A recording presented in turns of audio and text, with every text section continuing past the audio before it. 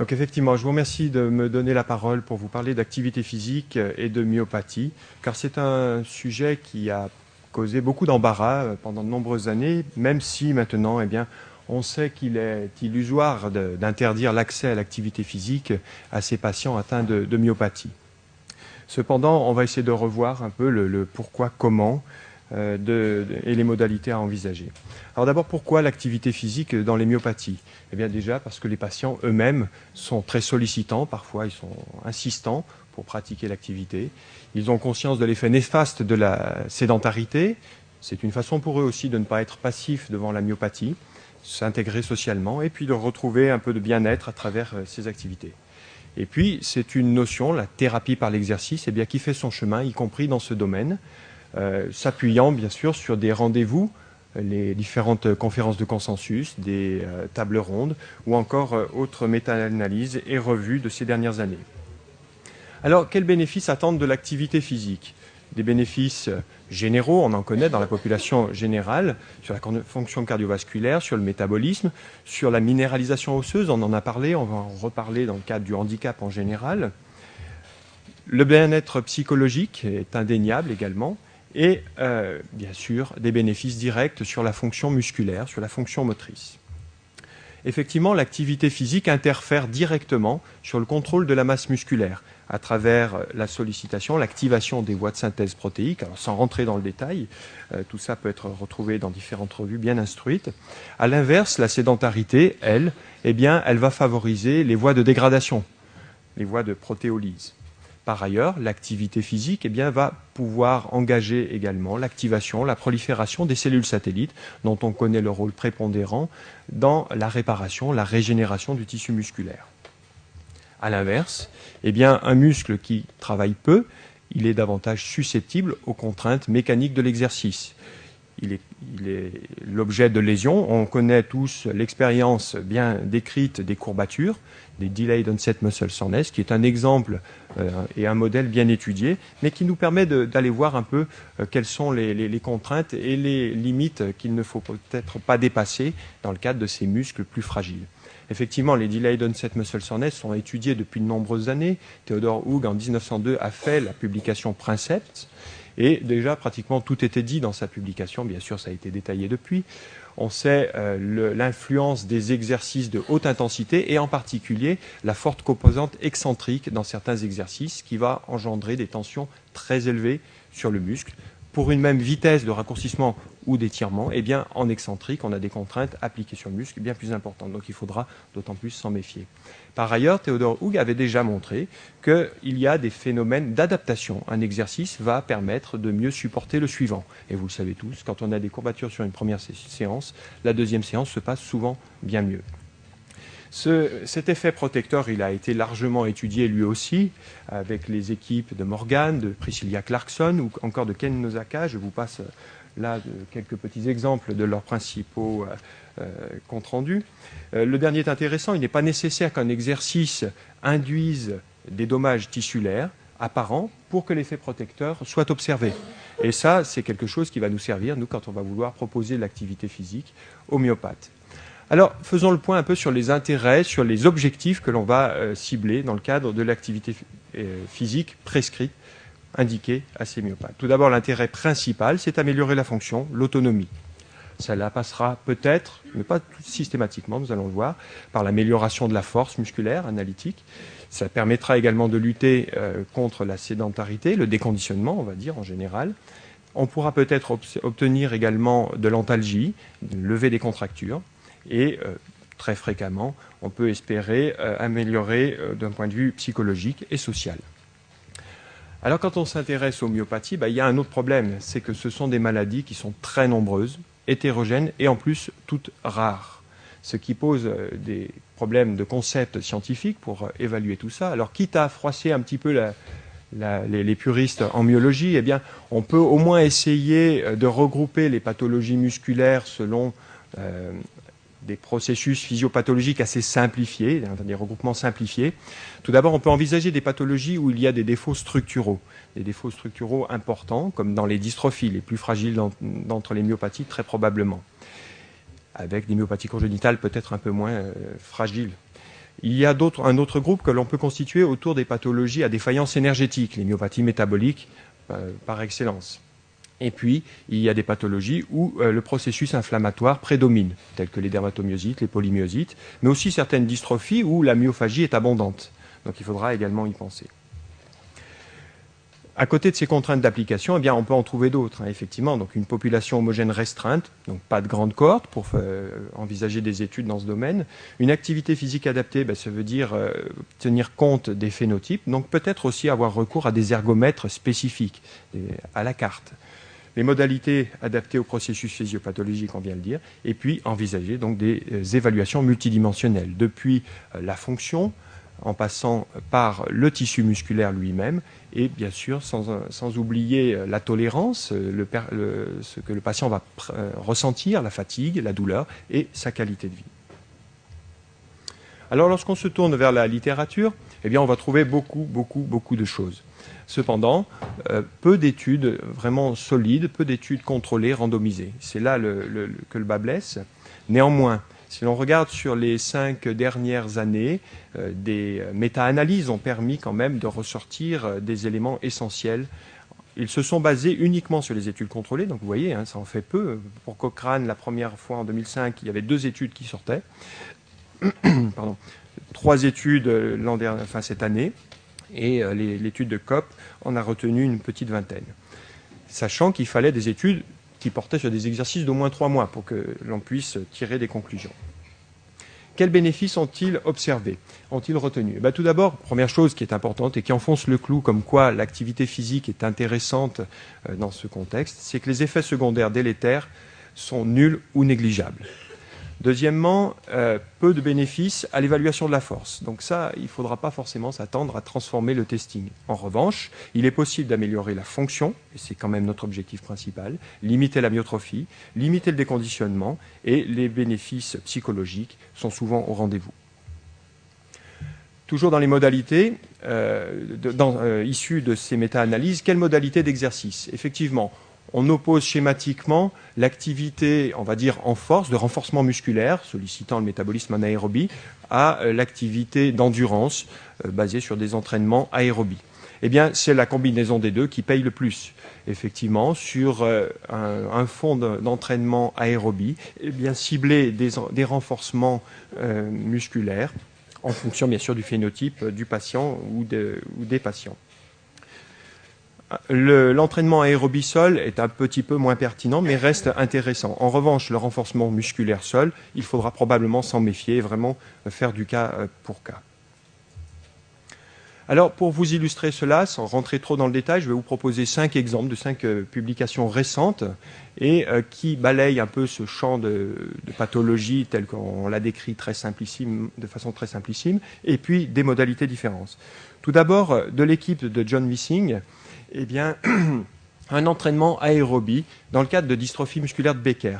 11 patients se sont prêtés à cette expérimentation avec des contrôles sains à parier. Ils ont pédalé à fréquence cardiaque de 65% de celle obtenue en AVO2 max, 50 séances sur 3 mois. Une séance la première semaine, 2 séances la deuxième, 3, une montée en puissance donc progressive, jusqu'à 5 séances par semaine pendant 3 mois. 6 patients particulièrement intéressés et ravis de ce protocole ont même choisi de poursuivre et ont été suivis pendant 1 an, mais avec un régime un peu plus modeste de 3 séances par semaine. Les résultats sont assez éloquents puisque, d'abord, ils ont bien suivi leurs séances, 94% d'entre elles ont été réalisées, sans effet indésirable et avec une amélioration de la qualité de vie. Les CPK, puisque c'est le marqueur que l'on utilise par défaut d'autres marqueurs plus précis, sont stables au cours de l'entraînement. On peut même apercevoir un pincement de la disparité des valeurs tout au long de l'entraînement. La force des muscles inférieurs, des membres inférieurs est améliorée de 13 à 40% selon les loges. À 3 mois, augmentation des critères, on va dire, fonctionnels qui avaient été choisis, donc de la puissance maximale aérobie, 80% d'amélioration, et de VO2, pratiquement 50%. À 1 an, maintien de cette amélioration pour les patients qui ont voulu poursuivre. Et entre les biopsies initiales et finales, il n'y a pas d'aggravation histologique perçue, pas de dégradation supplémentaire. On passe ici à un entraînement, cette fois-ci en force, assez simple, qui montre qu'on peut proposer des choses à faire à la maison pratiquement, même si l'étude n'est pas très très solide, 5 patients seulement, ont bénéficié d'un entraînement par hand grip dans le cadre d'une maladie de Steiner dont on sait la topographie distale.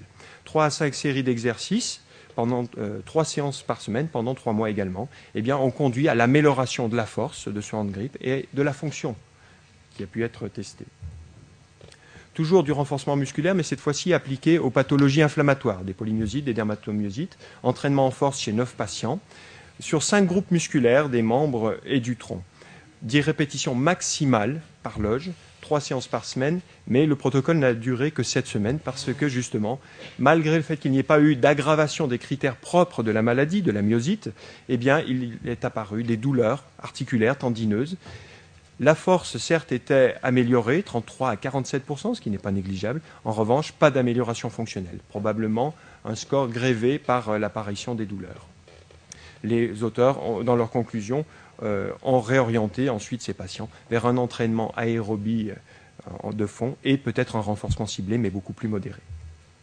Toujours du renforcement musculaire, là vous allez le voir un peu plus modéré, mais dans le cadre d'une pathologie métabolique, des délétions mitochondriales, donc une atteinte de la voie aérobie avec un entraînement plutôt d'ordre anaérobie.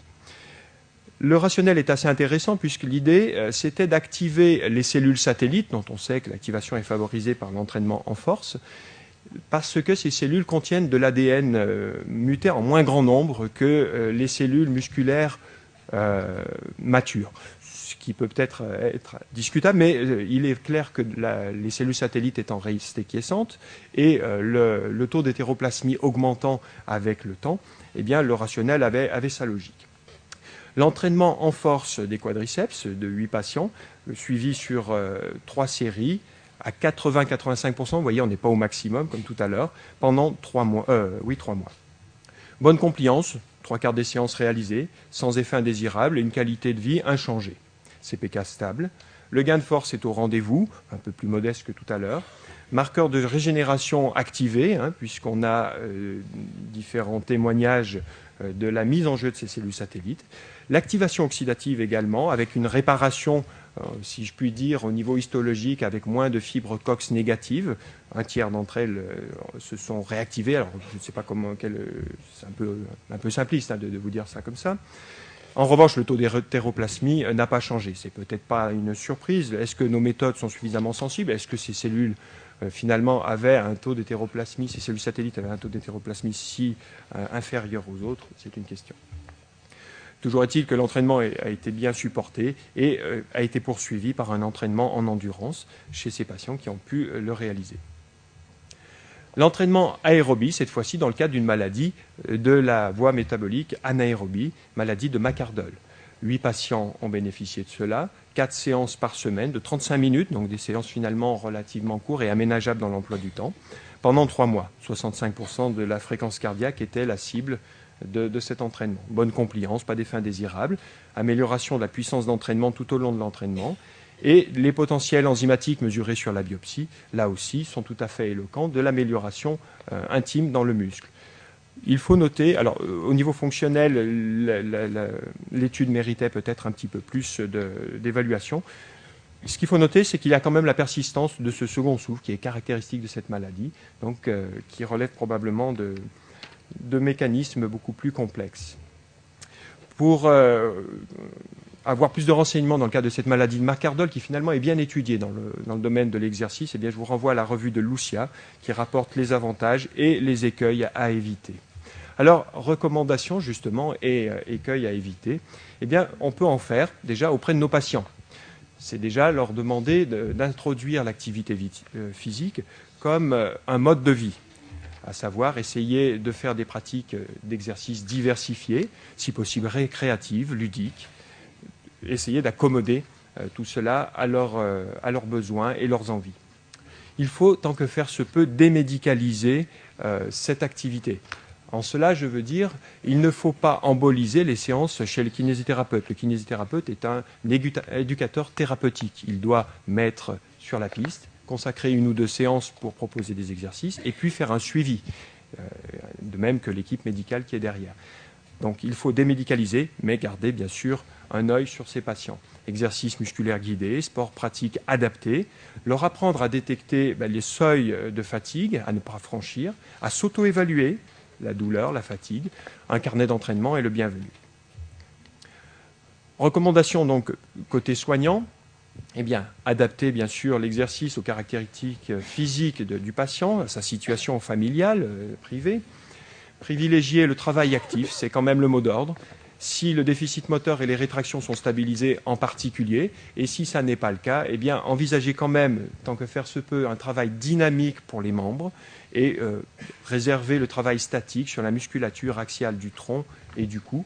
Et c'est là où l'électrophysiologie, d'ailleurs, pourra trouver sa place pour ce travail statique du tronc, ou alors en complément, un petit peu au même titre que l'on a vu tout à l'heure, le renforcement musculaire. Et d'ailleurs, il y a tout à l'heure une intervention par l'équipe de Nice à ce sujet dans le cadre de la FSHD. Selon le niveau de force résiduelle, il faudra adapter effectivement les exercices que l'on pourra proposer jusqu'à peut-être des exercices en balnéothérapie. Les évaluations doivent être régulières d'un point de vue moteur, mais vous avez vu aussi surtout fonctionnel. Ne pas négliger les marqueurs de l'alarme finalement, la fatigue et la douleur, et faire cette éducation thérapeutique auprès des patients et du personnel qui encadre ces patients. Dans le cas des maladies les plus évoluées, les plus fragiles, telles que les dystrophies en particulier, le travail dynamique sera concentrique, d'intensité modérée à faible, et on multipliera le nombre de séances. 3 séances par semaine, c'est bien, avec notamment 1 jour de repos entre séances. Et on visera d'abord les fonctions dominantes pour essayer de maintenir ou d'améliorer l'équilibre, la marche, le transfert, voire les retournements pour les patients les plus gênés. Il faut quand même bien retenir que la relation entre le bénéfice fonctionnel et le gain de force n'est pas toujours au rendez-vous et que de toute façon, il n'est pas forcément proportionnel. Parfois, le gain analytique est présent, on l'a vu tout à l'heure, mais sans bénéfice fonctionnel. Il ne faut pas perdurer dans cette voie-là. En revanche, notamment dans les maladies où la force initiale est très restreinte, le bénéfice peut être tout à fait perçu d'un point de vue fonctionnel, alors que la force ne s'améliorera pas. Donc il ne faut pas forcément désespérer. Mise en garde, évidemment, bien sûr, par rapport aux exercices très sollicitants, contraignants au niveau du muscle, comme l'exercice excentrique ou les exercices statiques à forte intensité ou trop prolongés. Ça ne veut pas dire qu'il faut les exclure. Ceux-là pourront être introduits progressivement lorsque l'exercice et l'entraînement voient son bénéfice s'installer. On surveillera bien sûr qu'il n'y a pas la survenue d'un syndrome de surutilisation qu'on qualifiera après 2 mois d'entraînement où on constate l'échec et voire la dégradation. Il faut bien sûr être vigilant à tout cela. Surveillance clinique avant tout, vous l'avez compris, avec des évaluations. Évaluation de la fatigue et de la douleur, perçue par le patient, déjà, c'est déjà quelque chose de bien. Les CPK restent d'interprétation difficile. On les réserve bien sûr aux études scientifiques parce qu'il faut quand même bien s'accrocher à quelques marqueurs. Donc en perspective, il est nécessaire d'envisager des guidelines, si possible par pathologie, même par stade de maladie peut-être, et adaptés aux différents patients. Et en comptant toujours l'étude tissulaire dans le cadre de ces études, puisque de toute façon, il faudrait quand même bien qu'on sache à long terme ce qu'il en advient et quels sont les mécanismes intimes que l'on stimule grâce à cette activité physique adaptée. Je vous remercie. Je remercie au passage toute l'équipe avec laquelle je travaille, le centre référent Rhône-Alpes et en particulier la consultation stéphanoise, le laboratoire de physiologie de l'exercice et puis nos amis et collègues de Suède avec qui nous engageons différentes études et notamment sur la mise au point d'outils pour mesurer la fatigue neuromusculaire dans le cas des maladies neuromusculaires et puis la thérapie par l'exercice. Et puis tout ce que je viens de vous dire, vous pourrez le retrouver dans une revue que nous avons écrite l'an dernier. Je vous remercie.